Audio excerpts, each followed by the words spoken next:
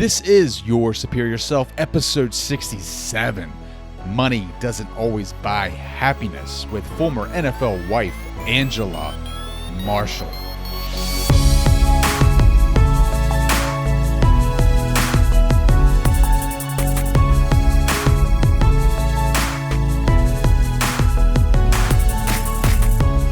I got to be this. I have to do this. I have to, act this way. I have to speak this way, dress this way, look this way. And now it's just all about Angela. And that sounds really, really selfish. I know it sounds really vain, but I think in a lot of respect, like you can't, you have to put yourself first, and you have to put yourself in a situation to where you love you. And so that's what this post-NFL, ex-NFL wife does. Like, I love myself. I made a post on Facebook just the other day where I said, when I grow up, I want to be me. What is up, Superior Nation? What is going on, guys? Welcome back to your favorite podcast, the podcast that helps you get motivated, that helps you stay motivated to achieve your goals, whatever they may be. I'm your host, Trey Downs, and thank you for joining me. If you hear my co-host in the back, that's my daughter, Kara. She usually hangs out with us on the episode, and I'm excited that she's here with me tonight to be able to bring to you a great guest. Her name is Angela Marshall, and she's an author, an entrepreneur, and ex-NFL wife. Her story is an inspiring one, and I'm excited to be able to bring that to you. I'll tell you what I'm really excited about is this weekend. It's Father's Day weekend. What? Get to hang out with the family and just unwind and just celebrate the fact that I'm a dad. Like, that's the highest honor that I've ever achieved in my life, is being a father to 3 great kids. They are awesome. I love them so much. And happy Father's Day to you. If you're listening to this and you're a dad, celebrate you. Celebrate it with having a beer. Go hang out. Go do something for yourself. Go play some golf.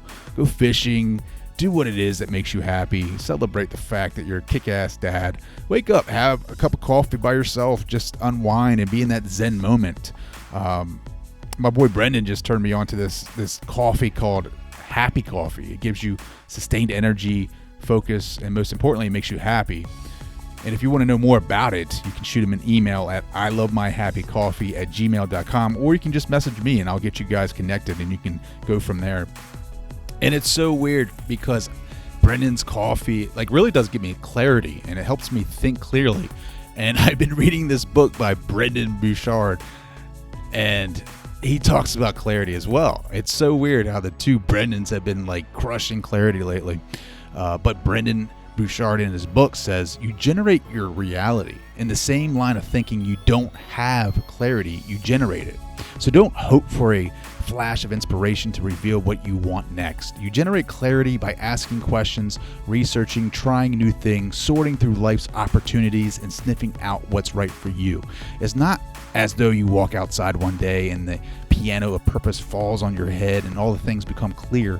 Clarity is the child of careful thought and mindful experimentation. It comes from asking yourself questions continually and further refining your perspective on life.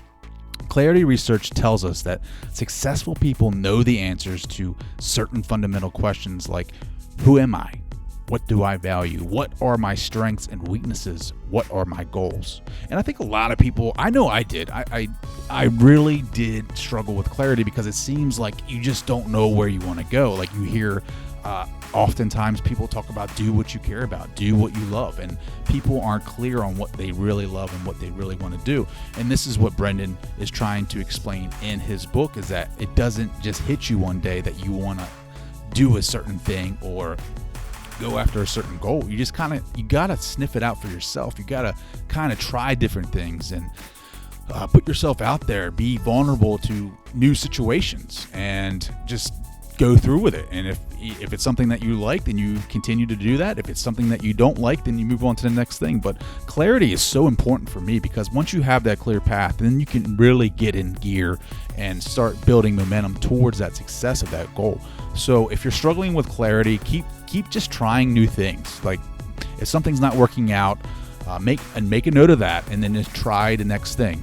And if you're worried about that, maybe you won't ever find that new thing, just keep trying new things. And then one day you'll stumble upon something that you really, really do enjoy. So don't quit the fight. Don't quit it.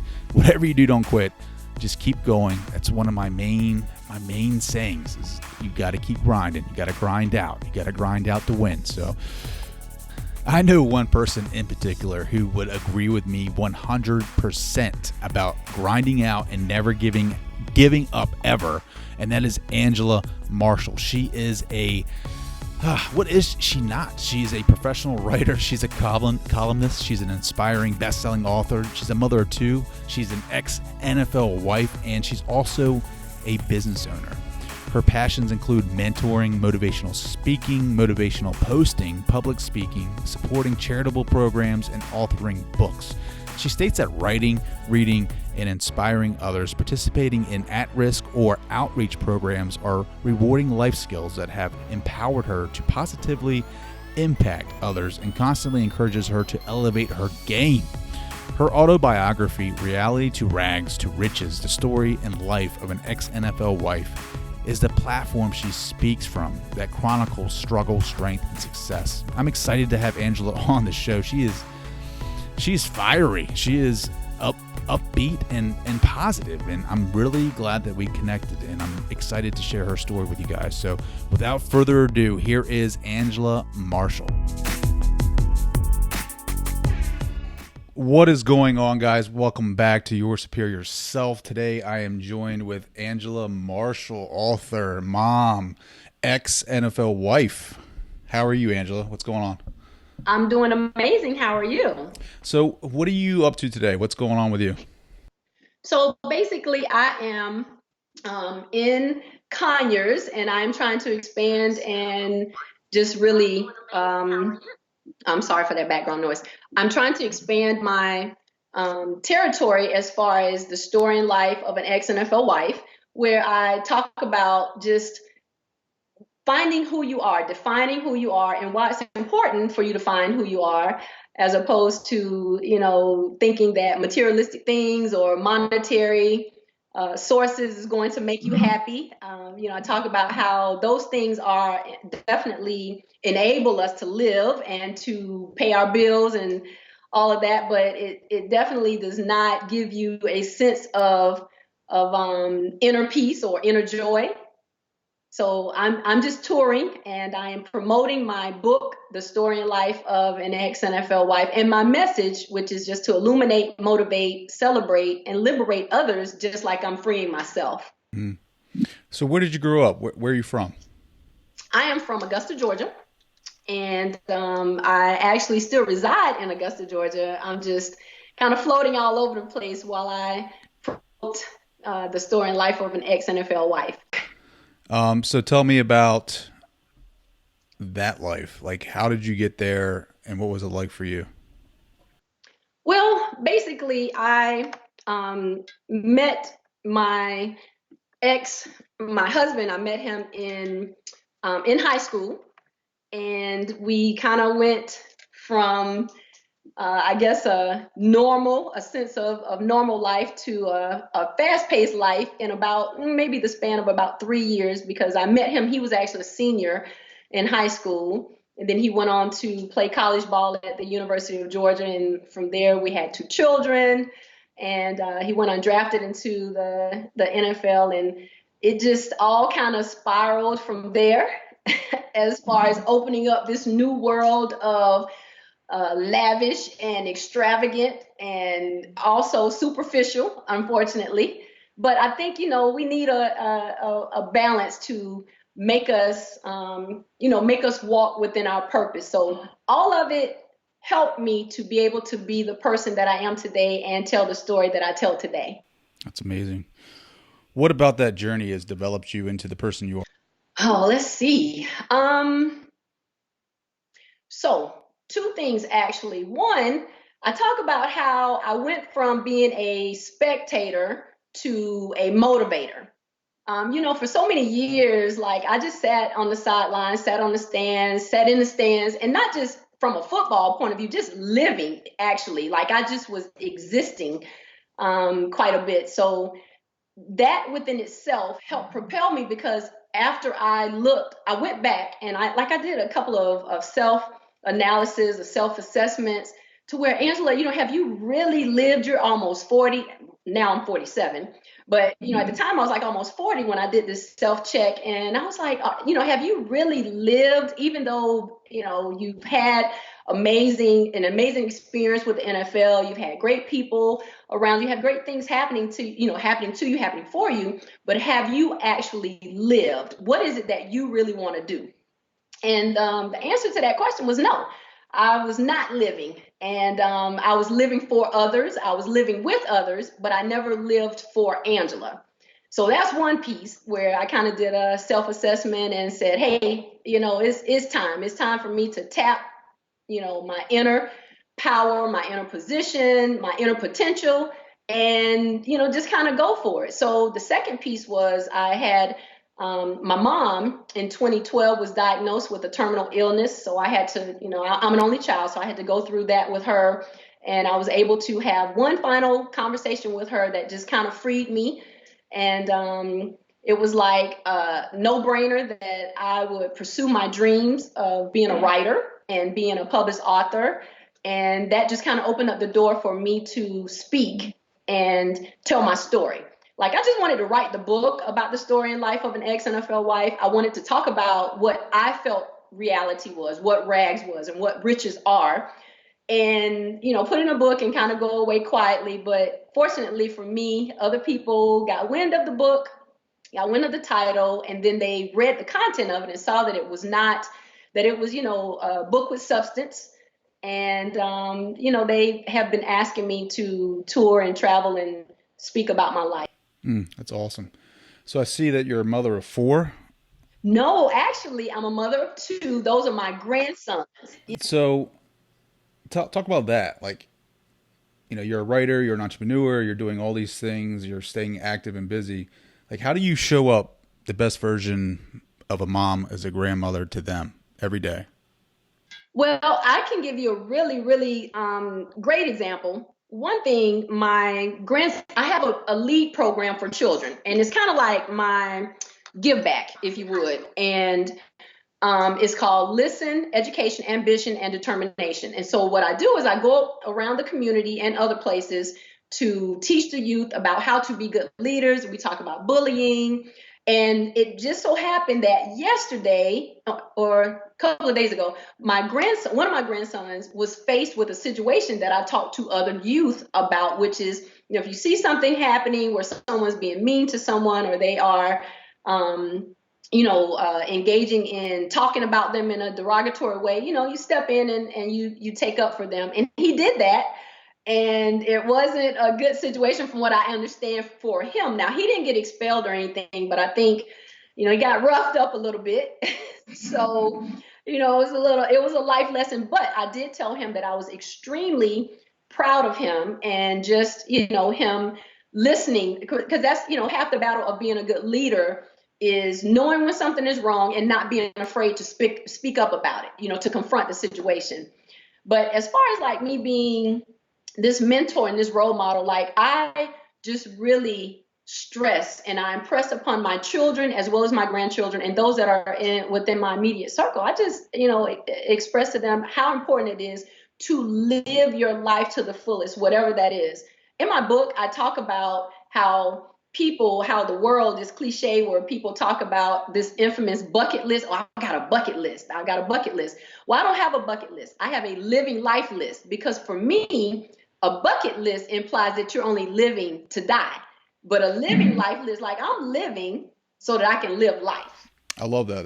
That's awesome, because I think you're absolutely right. People have this list that they want to check off before they die. And I feel like that's just a reminder, like a constant reminder of like death, right? Like, so it's like, I got to get this in before that. And I don't think they really enjoy it.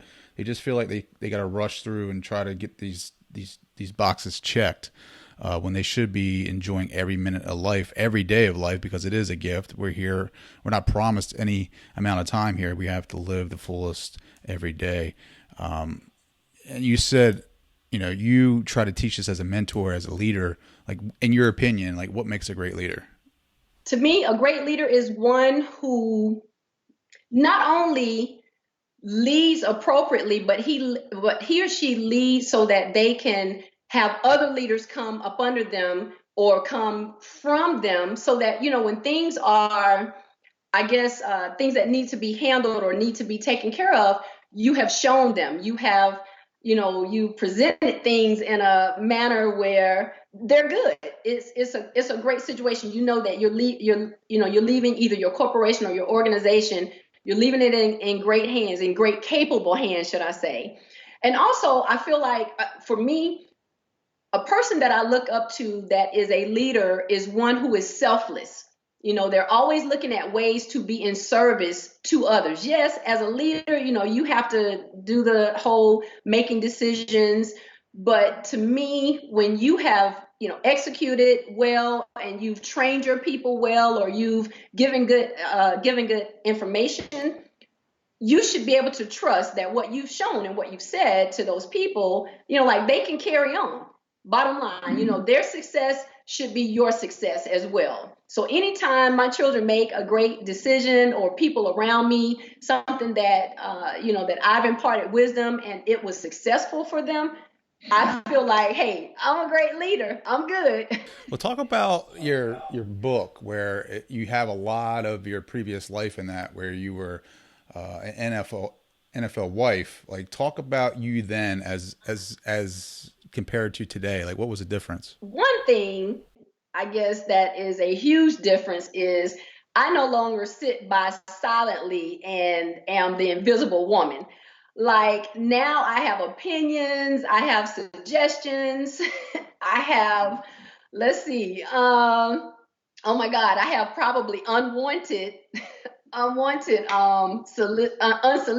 should I say, information to my friends and family members also. But basically, this woman that is before you now is one who is not afraid to live her life out loud. Like, for so many years, I allowed other people to set standards for me.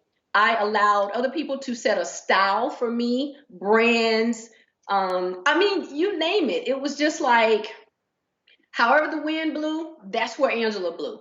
But now, even with the I guess the whistling of the wind, or the changes of the times and different things, it's like, no, I use this and I say it jokingly, but I really mean it. When they say don't wear white after a certain time. Who is they and why? No, if I want to wear white, I'm going to wear white. So the Angela that is before you now, that is post NFL wife, that understands and knows who she is and what I want, I'm able to just make all types of decisions for myself, feel good, feel confident, and forge ahead. And I didn't always do that. Like, my ex made decisions for me. Definitely the world made decisions for me. Anytime there was this article, and I can remember it as if it was yesterday. Anytime there was articles in magazines, different magazines, I got to be this. I have to do this. I have to, act this way. I have to speak this way, dress this way, look this way. And now it's just all about Angela. And that sounds really, really selfish. I know it sounds really vain. But I think in a lot of respect, like, you can't, you have to put yourself first, and you have to put yourself in a situation to where you love you. And so that's what this post NFL, ex NFL wife does. Like, I love myself. I made a post on Facebook just the other day where I said, when I grow up, I want to be me. Well, do you think, like, that suppression of Angela back then, do you think it was the NFL wife, or do you think it was society? Do you think a lot of other women felt the same way that you did? Do you think now it's a different time where women are starting to kind of step out of their comfort zones and express their opinions a little bit differently, or do you think it was just you? I'm going to be honest. It was all me. It was from my upbringing as a child. I was raised by my grandparents, two wonderful grandparents. Kudos to them. But, not having, I guess, a male figure in the home, a father figure in the home, even though I had great examples of, what a father, what a man should be. But bottom line, I did not have that in the home. just growing up in the environment that I did, as far as being, the oddball out, being very light in, a Black environment where I was different from everybody else and being bullied. I actually suppressed myself. So yeah, that's a great word. Thank you for that, Trey, because I did. I actually suppressed myself for many, many years. And I said that on another interview. I said, I don't blame my ex for anything. We're very good friends now. We have an amazing relationship. Because at any moment I could have decided to do better and to be better. I could have defined myself, but for whatever reason, I just did not. I was weak-willed, and I didn't have any confidence in myself. I didn't have any confidence in the different power that I know that I have now. Like, I know I have the power to change. I know I have the power to evolve. I know I have the power to be whatever it is that I want to be. Like, take for instance, being a published author. Like, I have 3 books, under my belt. I'm a motivational, inspirational speaker that strives to not just to motivate and inspire people, but I want something that is in my book, something that I say, I want it to implement change within them. I want something to resonate so that they say, wow, okay, that's, maybe a path that I need to take to help me to overcome and to find, to find myself, to find my happiness, to bring about my happiness. But no, I can't really say that it was the NFL wives, it was my ex, it was the children. Some people blame everybody but, themselves. That's not me. Everything that I went through, it was solely about Angela. Angela not deciding to tap into her inner self and, well, I'm gonna steal it from your show. Be my superior self. I just did not do it. So talk about your experience as an NFL wife. Like, what was that like? And kind of mention who your ex-husband was, if you can. I surely will. My ex-husband is Arthur Marshall, and he played for the New York Giants as well as the Denver Broncos. We were in the league from 92 to 99. And during that time, I guess we were very young, obviously. I think we were like maybe early 20s when he went into the league. So, still 2 very impressionable young adults. I was obviously more influential and impressionable than he was because he was always confident in who he was. But the NFL wives, the circle that we connected with was very good. I mean, I learned a lot. I just think that my mentality was so low and was so, let me see, what word am I looking for? It was, I was just very afraid. I was very intimidated by a lot of things. And it did not serve, that lifestyle did not serve me because I never felt like I fit. So it was kind of like, let me put it to you like this. So I never felt that I fit, like I was a oddball puzzle piece when I was a little girl. And then it kind of carried over into middle school. Same thing. But then, I got to be a little bully. I must admit, I was a mean girl of sorts. I kind of got a little backbone and was trying to be mean and vindictive. And then in high school, it was pretty much the same because I was still a little awkward trying to find my way, and then meeting him. And once we got to the NFL, I mean, it was no different. It was like I relived my life. What's the name of that movie? Where it keeps going, Groundhog Day. It was like every stage of my life, I kept waking up.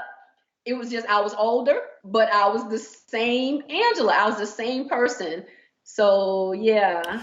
Like what about that experience? Like, is there a certain moment where that helped develop who you are? Like, give me like an event or an experience that during that time frame that really shaped your values? Well, now during the whole NFL experience, there wasn't necessarily anything that shaped me at that point.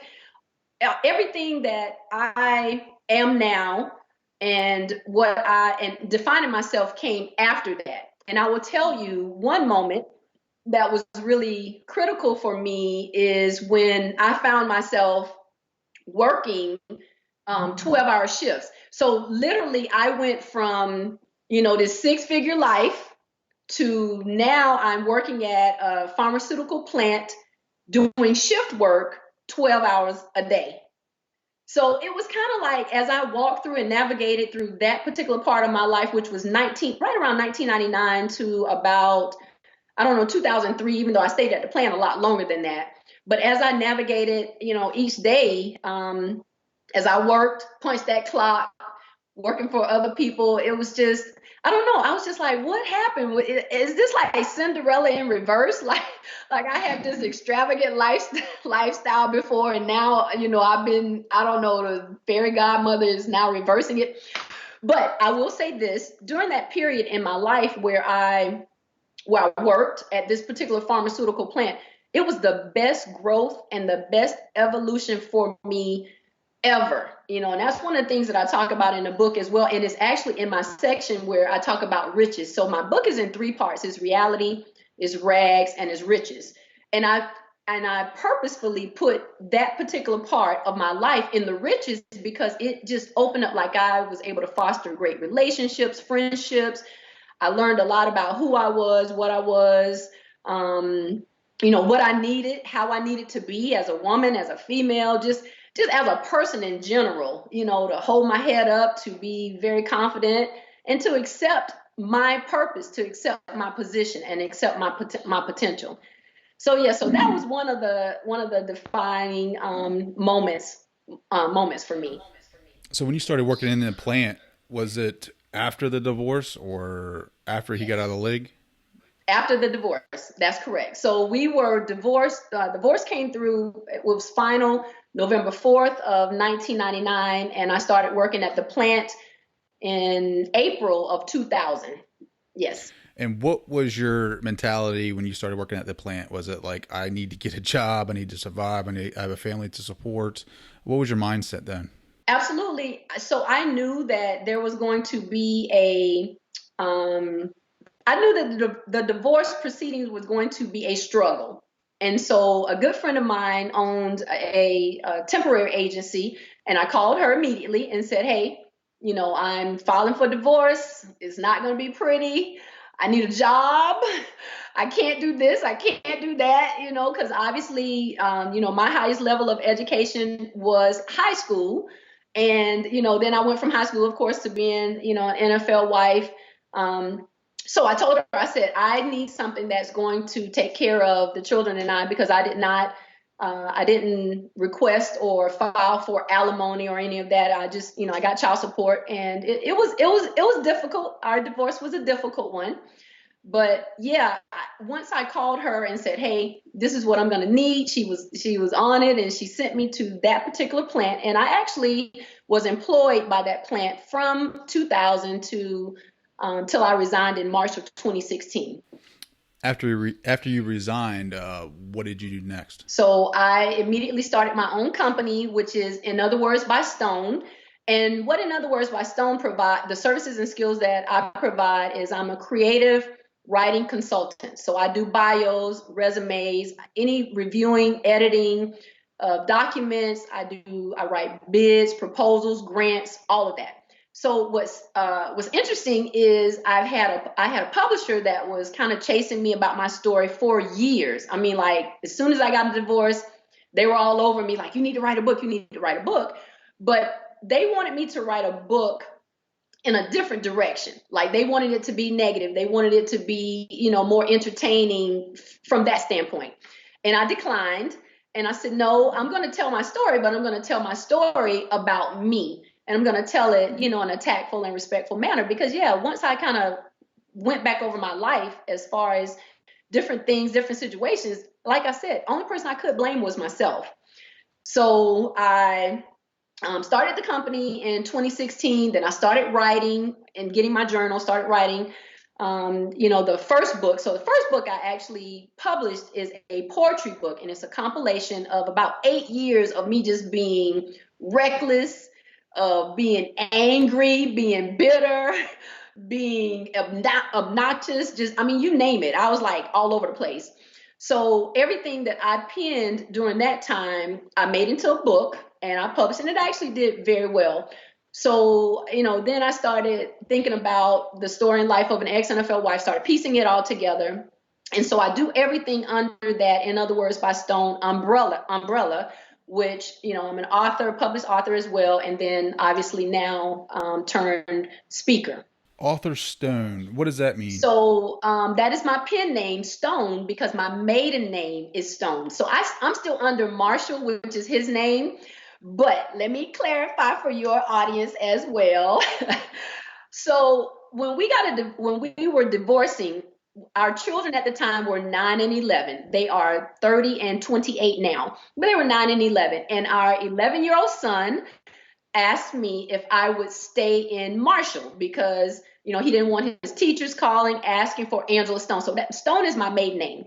And I obliged. I said, okay, not a problem. But if you ask my vain ex, he will say that I'm in Marshall because I still love him and I still want him. But yeah, so that's where the Arthur Stone comes from. And then that's where my business, in other words, by Stone, that's where that comes from as well. My maiden name, Stone.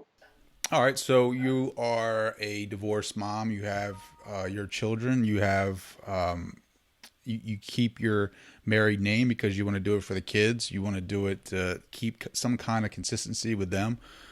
What's your advice to women that are going through the same thing? How do you keep the strength? How do you keep the strong mentality to be there for your kids when they need you? So basically, you have to completely forget about your ex. Like, you got to let go of whatever bitterness, whatever anger, and you have to really focus on yourself and your children.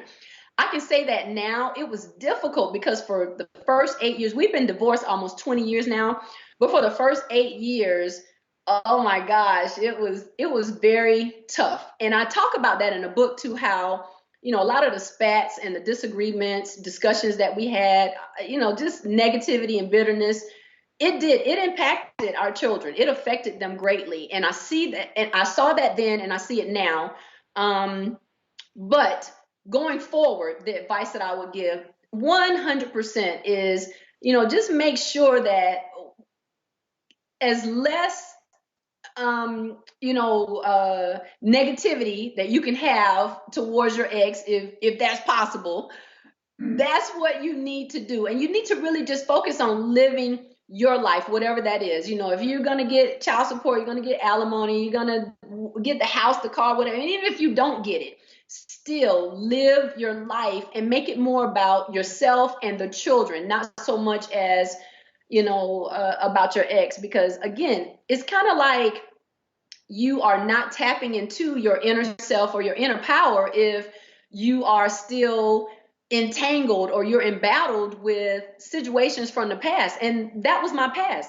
But for 8 years, that's what we did. And then we kind of let up on each other and he was able to live and move on. And I was able to live and move on. But absolutely, I think my advice to anyone, male or female, I would say, if you're brave enough and you made the decision to move forward, I no longer want to be married to you, I no longer want to be connected to you, then just cut it. Whatever it is you need to do it. And, don't worry about who he's dating, who she's dating, and all of that other, what you did to me in 1982.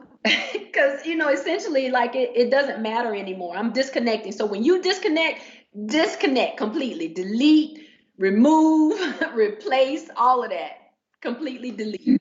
What gets you excited today? Like what gets you out of bed? What allows you to be the best version of yourself today? Every email, message, comment, and post that I get from people that say your story, your words have helped me to propel to a different level. Because there are a lot of mornings, I'm going to be honest with you, Trey, a lot of nights, a lot of days, a lot of seconds where I feel like giving up. I wonder sometimes, like, is my walking, is this purpose, is this flying, am I crawling, is it in vain? Because I stand before people and I talk to people about turning stumbling blocks into stepping stones, but then those same stones, sometimes I'm like heaping them, throwing them at myself. But when I open up an email or I can read a comment or a post from someone where either I've made a motivational post or a quote, or they have my book, or they heard me speak somewhere and they're like, hugging me so tight and crying and like, hey, your words really impacted me. That's what gets me up. That's what gets me up in the morning. Just knowing that I can be in service, knowing that my words that my, my walk, that my life and my legacy is definitely going to impact someone in a positive manner that's going to help them to be their better self. I love it. I hope you guys are enjoying this show. In response to numerous inquiries on how to support the show, I've started a Patreon account to accept donations. These donations will help your superior self reach and serve more people and improve the quality and content of the show. I appreciate your donations, and you can find the link in the show notes, or you can visit yoursuperiorself.com and click the button at the top of the page that says Become a Patron. Thank you guys for all your support. Now, back to the show.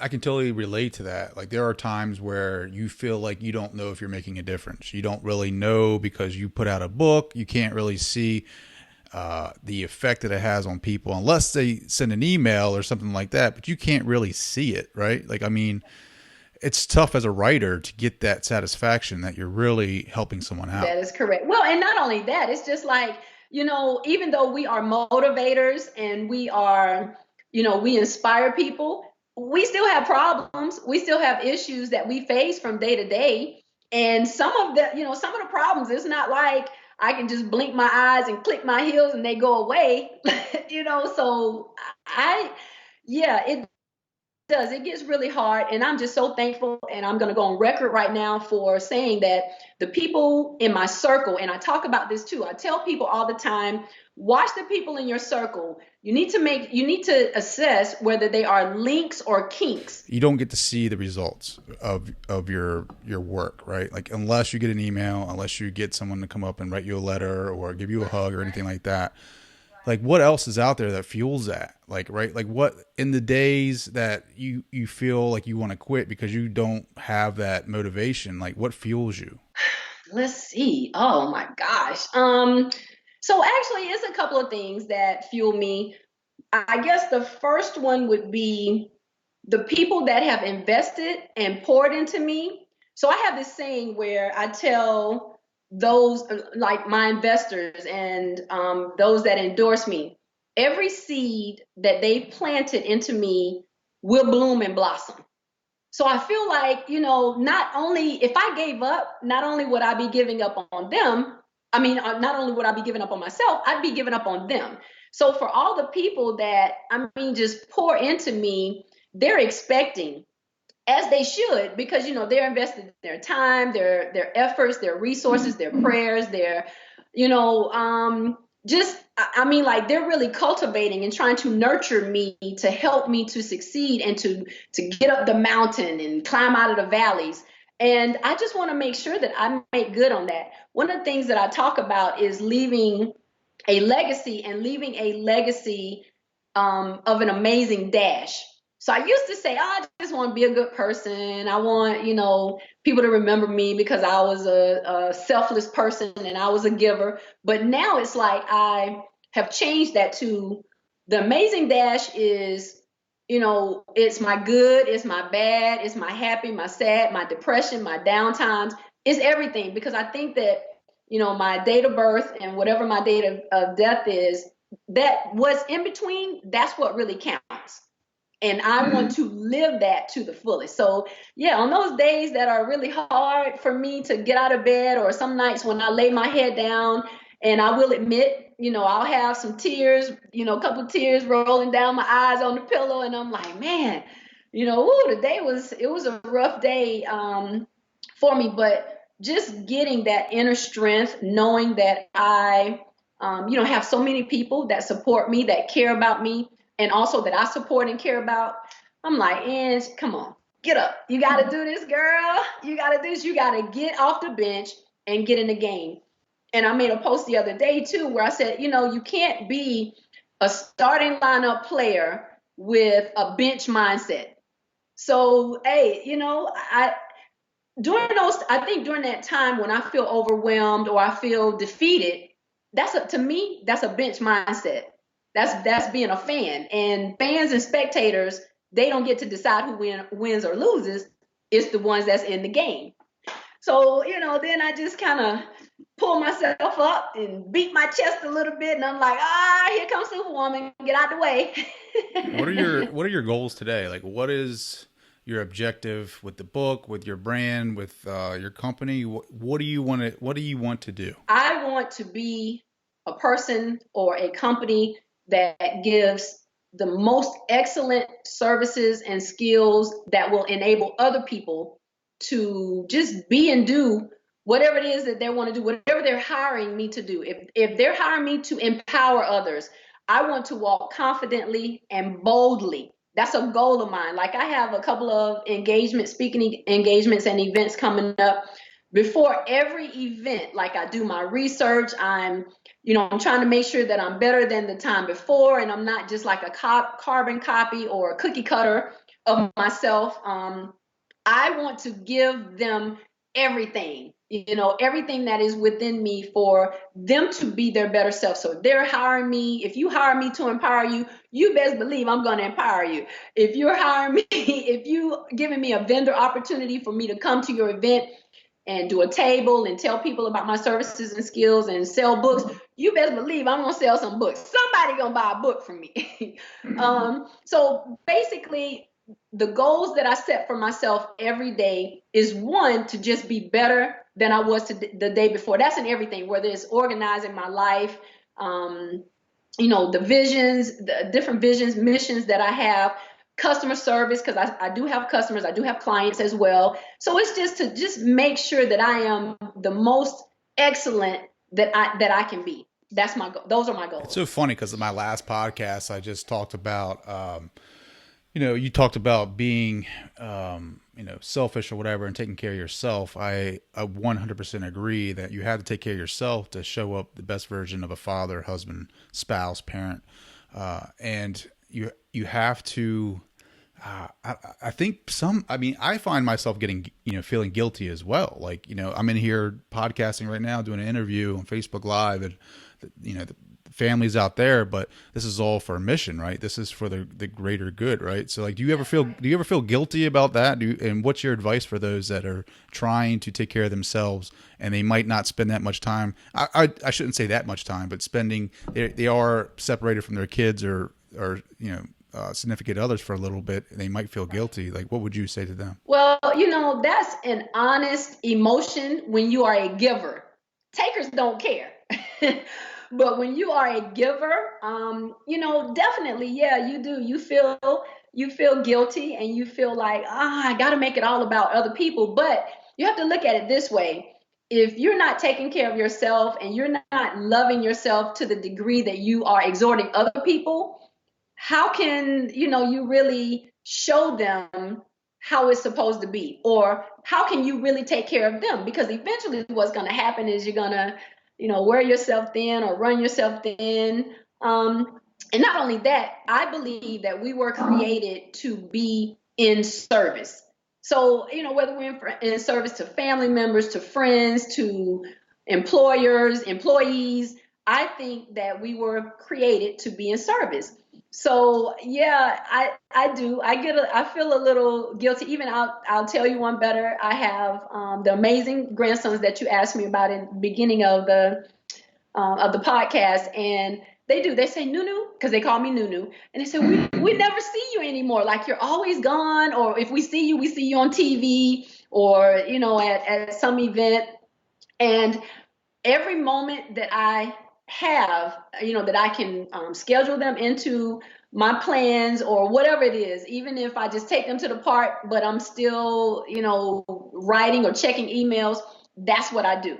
I try to make sure that I can incorporate enough time and enough love for them as well, because I know sometimes it gets off balance, because sometimes you will have where you're gonna, professionally, you're going to spend a little bit more of your 24 hours in that way, or personally, you may spend, a little bit more time. But I think in the end, it all kind of equals out or it evens out. How can people connect with you?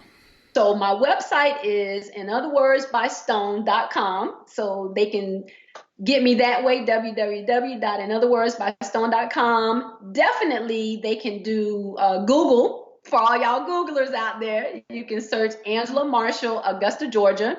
I'm on Facebook. I'm on every social media outlet, from Facebook, I have IG, I have Twitter, as well as LinkedIn, which is where I connected with you. So thank you so much for that link. I definitely appreciate it. But I am, and also my books, they are at Amazon, they are Barnes and Nobles, iBooks, I mean, everywhere. So the best way, I guess, would be if they just Googled me. All of my outlets, different ways to connect with me would come up. And I will say this, I absolutely love it when people send me either emails or comments, or they post different things. I'm not one who does not respond. I may not respond immediately, but I respond back, because again, I feel like my purpose, or part of my purpose, is definitely to be in service to others. And I just want to be thankful and make good on what God, the different gifts that I've been given to, spread to the world. That's what I'm going to do. That's awesome. I love that. Your different gifts and spreading that. When everything is said and done, what do you want your legacy to be? When it's all said and done, I want people to say, you know what? I am liberated because of that young lady right there. I want them to say, once upon a time I was in a situation of, unhappiness, or, maybe I was depressed or disconnected, but I want to be able to help them, I guess, connect the dots for them to, just like I did and I have done, and I'm still having to coach myself, so to speak, get off the bench and get in the game. Get off the bench and get in the game. Go immediately from spectator to motivator. So I want, like, when people get up and talk about me, I want them to say, hey, I'm a motivator. I'm a motivator. I'm not a spectator anymore. Because I think that's important. When you sit on the sidelines, it's like life is still going on. There's still downs, there's innings, and I'm just going to be broad in my sports analogy now, quarters and 3 points and whatever. People are doing that. They're taking shots. They're catching the ball. They're running the ball. They're punting. They're fumbling. But you're just on the sidelines, like, just watching everything go by. And that's not living. That's just existing. And I don't ever want that to be a tagline for me ever again. I want to be a player. And matter of fact, I'm going to do one better. I want to be the franchise player. I want to be the one that, there people can say, you know what? I gave her the ball. She ran with it. I gave her the ball. She dunked it. Even though, I probably can't really dunk. But, hey, I tried. I'll try it. I'm up for anything. Bottom line. So, I just keep going back to thinking about the time you were married and you guys were in the NFL and you felt suppressed, and now that you're kind of living your life and doing your own thing and living, saying what you want, doing what you want, like, liberated.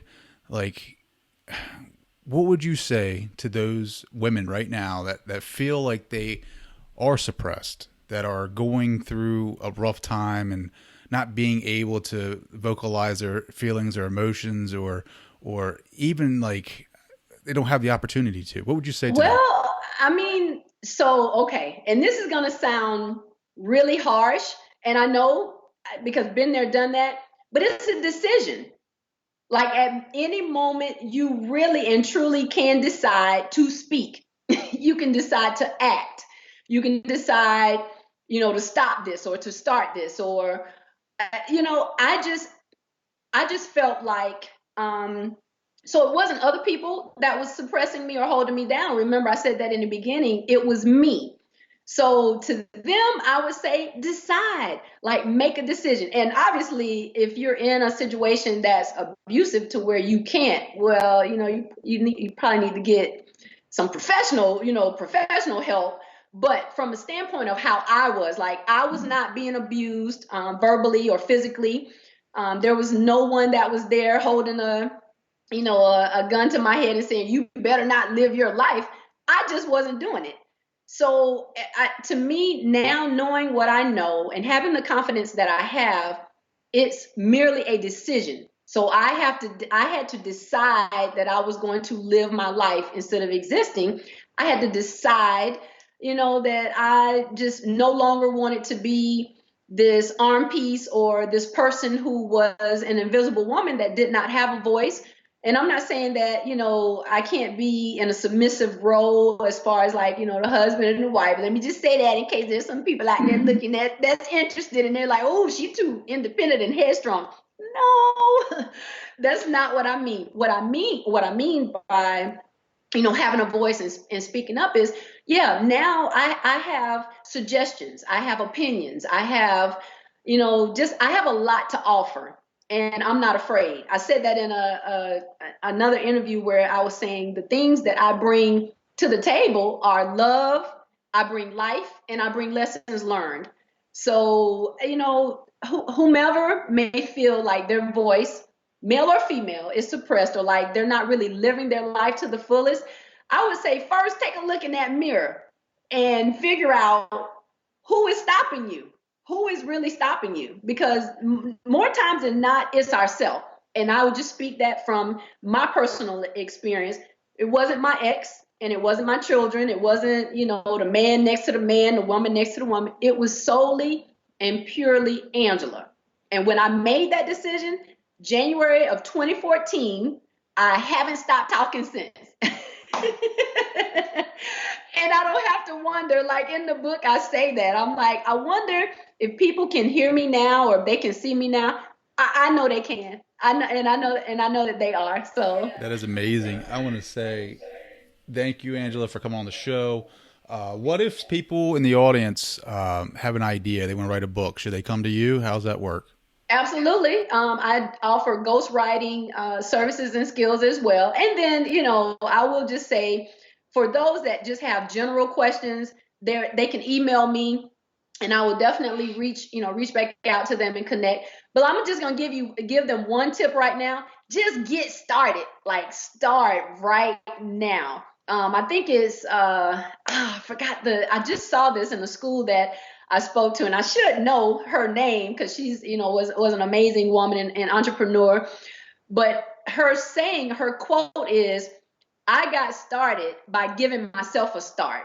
So bottom line is just get started. If you want to write a book, if you want to, own your own company, or whether it's a fruit stand or selling lemonade or, whatever you want to do, just get started.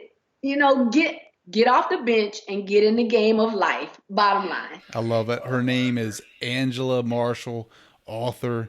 Thank you so much for coming on Your Superior Self and helping everybody gain that confidence they need. Thank you. Thank you so much to your audience and to your followers and to you, for the consideration and opportunity. I want to say thank you to listening to this podcast. Thanks for hanging out. If you could take a minute and subscribe to this podcast, wherever you get your podcast from, I would appreciate it, and leave a rating and a review.